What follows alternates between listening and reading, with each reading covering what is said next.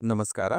ಇವತ್ತಿನ ವಿಡಿಯೋದಲ್ಲಿ ನಾವು ಕನ್ನಡ ಚಿತ್ರರಂಗದ ಒಬ್ಬ ಅಪ್ರತಿಮ ಕಲಾವಿದೆ, ಅದ್ಭುತ ಪ್ರತಿಭೆಯ ತಾಯಿ, ಸಹೋದರಿ, ಮಗಳು ಹೀಗೆ ಅನೇಕ ಪಾತ್ರಗಳಿಗೆ ಜೀವ ತುಂಬಿದ ನಟಿ ತಾರಾ ಅವರ ಜೀವನ ಪಯಣವನ್ನು ನೋಡೋಣ.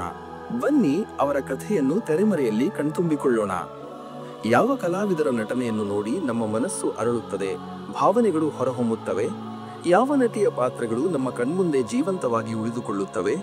ಅಂತಹ ಅಪರೂಪದ ನಟಿಮಣಿಯರಲ್ಲಿ ಒಬ್ಬರು ನಿಮ್ಮೆಲ್ಲರ ನೆಚ್ಚಿನ ತಾರಾ. ಕೇವಲ ನಟನೆಯಷ್ಟೇ ಅಲ್ಲ, ನಿರ್ದೇಶಕಿ, ನಿರ್ಮಾಪಕಿ, ರಾಜಕಾರಣಿ ಹೀಗೆ ಅನೇಕ ಕ್ಷೇತ್ರಗಳಲ್ಲಿ ಯಶಸ್ಸು ಕಂಡ ತಾರಾ ಅವರ ಈ ಜೀವನ ಪಯಣ ನಿಜಕ್ಕೂ ರೋಚಕ. ತಾರಾ ಅವರ ನಿಜವಾದ ಹೆಸರು ಅನುರಾಧಾ. ಇವರು 1973ರಲ್ಲಿ ಬೆಂಗಳೂರಿನಲ್ಲಿ ಜನಿಸಿದರು. ಸಿನಿಮಾಗಳ ಬಗ್ಗೆ ಒಲವು ಬೆಳೆಸಿಕೊಂಡಿದ್ದ ಇವರು ಸಣ್ಣ ವಯಸ್ಸಿನಲ್ಲೇ ನಟಿಯಾಗುವ ಕನಸು ಕಂಡಿದ್ದರು.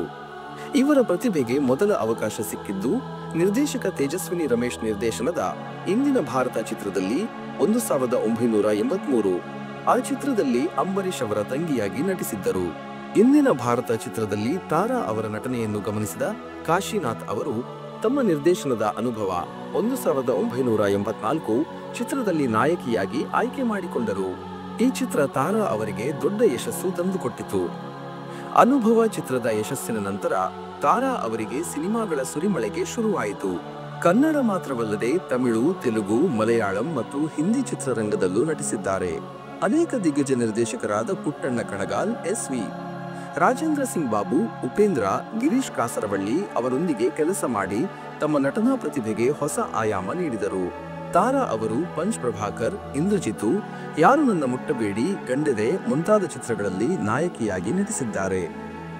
2005ರಲ್ಲಿ ಗಿರೀಶ್ ಕಾಸರವಳ್ಳಿ ನಿರ್ದೇಶನದ ಹಸೀನಾ ಚಿತ್ರದಲ್ಲಿನ ನಟನೆಗಾಗಿ ಅತ್ಯುತ್ತಮ ನಟಿ ವಿಭಾಗದಲ್ಲಿ ಪ್ರತಿಷ್ಠಿತ ರಾಷ್ಟ್ರ ಪ್ರಶಸ್ತಿ ಪಡೆದರು. ಈ ಚಿತ್ರದಲ್ಲಿ ತಮ್ಮ ದ್ವಿಪಾತ್ರ ಅಭಿನಯಕ್ಕಾಗಿ ಎಲ್ಲರ ಮೆಚ್ಚುಗೆ ಗಳಿಸಿದ್ದರು. ಇದು ಅವರ ವೃತ್ತಿ ಜೀವನದ ದೊಡ್ಡ ತಿರುವು.